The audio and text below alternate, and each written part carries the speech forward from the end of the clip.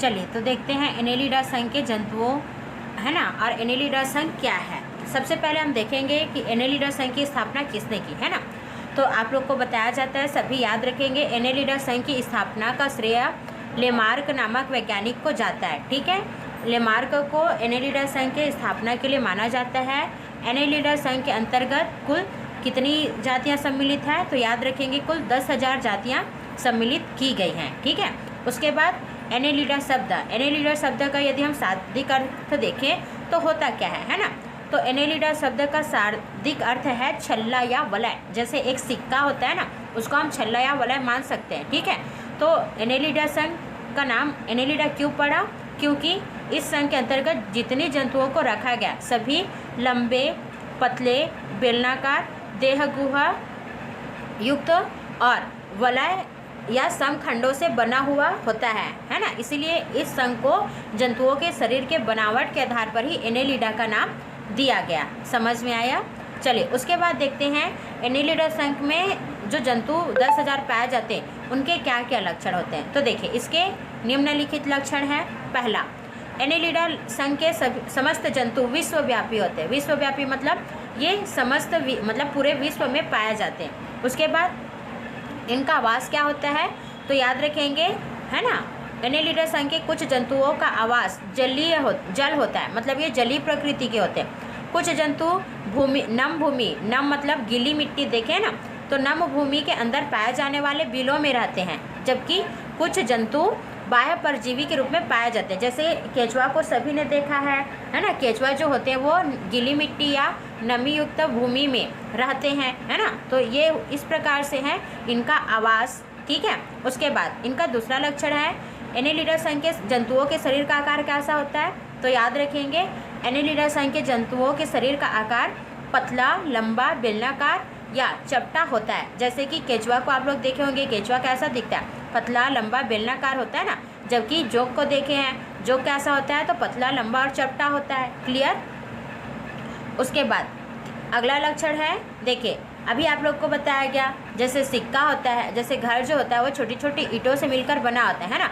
ठीक उसी प्रकार एनेलिडा संघ के जंतुओं का शरीर भी क्या होते हैं, सिक्के के जैसे छोटे छोटे वलयों के बने होते हैं ना। जैसे केचुए की हम बात करें तो केचुए का जो शरीर होता है वो इसी प्रकार के लगभग, है ना, 200 खंडों या 200 वलयों का बना होता है। ठीक है, इसलिए बोला जाता है कि एनेलिडा संघ के है ना जंतुओं के शरीर अनेक खंडों के बने होते हैं। तथा यदि हम इनके शरीर की सममिति की बात करें तो ये किस प्रकार से होते हैं, तो ये द्विपार्श्व सममिति होते हैं। मतलब इनको यदि हम किसी एक विशिष्ट तल से काटें तो इनका जो शरीर होता है वो 2 बराबर भागों में बट जाता है। क्लियर हो गया सभी को। चलिए उसके बाद हम चौथा लक्षण देखें तो देखिए जैसे हमने पोरीफेरा और सिलेंट्रेटा संघ में देखा था कि ये ऐसे संघ थे जिनमें न तो अंग था न तो अंगों से बना अंग तंत्र पाया जाता था। लेकिन जो एनेलिडा संघ के जंतु होते हैं उसमें क्या होते हैं, ऊतकों से बने अंग भी पाए जाते हैं और अंगों से निर्मित विशिष्ट प्रकार के अंग तंत्र भी पाए जाते हैं। क्लियर हो गया सभी को। उसके बाद पांचवा लक्षण, जैसे मनुष्यों के हम श्वसन अंग की बात करें तो मनुष्यों का श्वसन अंग क्या होता है, सभी जानते हैं, फेफड़ा। ठीक इसी प्रकार एनेलिडा संघ के जंतुओं का श्वसनांग क्या होता है या किससे श्वसन करते हैं, तो याद रखेंगे कुछ जंतु है ना जो नमयुक्त भूमि में रहते हैं वे त्वचा के माध्यम से श्वसन करते हैं, इसलिए इन जंतुओं का श्वसनांग त्वचा हो गया। जैसे केचुआ है ना, केचुए का श्वसनांग त्वचा हो गया। लेकिन कुछ जंतु ऐसे होते हैं जो जल में रहते हैं, जैसे कि जो है ना, तो ये किसके माध्यम से श्वसन करते हैं, जैसे जल में रहने वाला मछली गिल्स के माध्यम से या क्लोम के माध्यम से श्वसन करता है। ठीक उसी प्रकार जो जलीय जंतु होते हैं उनमें श्वसन की क्रिया क्लोम या गिल्स द्वारा होती है। तो सभी को पांचवा लक्षण समझ में आया। उसके बाद यदि हम उत्सर्जन की बात करें, है ना, पांचवा लक्षण में उत्सर्जन देखेंगे तो जैसे मानव में उत्सर्जन के लिए उत्सर्जी अंग वृक्क पाया जाता है, ठीक वैसे ही एनेलिडा संघ के जंतुओं में उत्सर्जन के लिए उत्सर्जी अंग के रूप में नेफ्रिडिया, जिसे हम हिंदी में वृक्क कहते हैं, पाया जाता है। क्लियर। उसके बाद हम छठवां लक्षण की बात करें तो देखिए लिंग की बात करेंगे तो है ना, आप लोग को बताया गया था कि एनिमलिया जगत के जीव या तो एक लिंगी होते हैं या उभयलिंगी। तो एनेलिडा संघ के जंतु कैसे होते हैं, तो याद रखेंगे एनेलिडा संघ के जो जंतु होते हैं उसमें से कुछ जंतु एक लिंगी होते हैं, है ना, और कुछ जंतु उभयलिंगी होते हैं। समझ में आ सभी को। चलिए, उसके बाद याद रखेंगे कि एनेलिडा संघ के जंतुओं के जीवन चक्र में, है ना, लार्वा अवस्था पाई जाती है, अर्थात इनमें भ्रूणी परिवर्धन की क्रिया कैसी होती है, तो अपरोक्ष रूप से होती है। तो सबको छठवां लक्षण क्लियर है।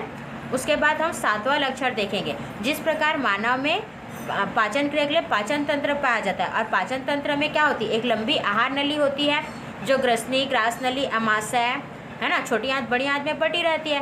ठीक उसी प्रकार एनेलिडा संघ के जंतुओं में भी क्या होता है, आहार नाल के रूप में एक पूर्ण नलिका पाई जाती है, जिसमें आहार नली के सभी भाग स्पष्ट रूप से दिखाई देते हैं। ठीक है, इसी प्रकार मानव में देखे होंगे कि जो रुधिर होता है वो बंद नलियों, धमनी और शिरा में बहता है ना।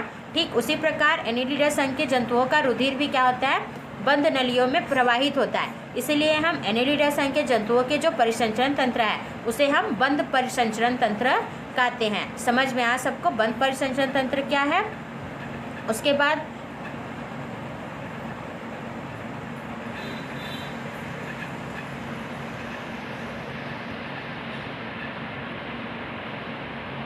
उसके बाद आठवां और लास्ट लक्षण कि एनेलिडा संघ के समस्त जंतुओं के शरीर की दीवार और जो आहार नलिका होती है उसकी दीवार के बीच में एक सीलोम नामक गुहा पाई जाती है। तथा याद रखेंगे कि एनेलिडा संघ के समस्त जंतुओं का जो शरीर होता है उसमें कांटे के समान सूप पाए जाते हैं ना, अर्थात इनका जो शरीर होता है वो सूपनुमा होता है। तो पढ़िए अच्छे से एनेलिडा संघ के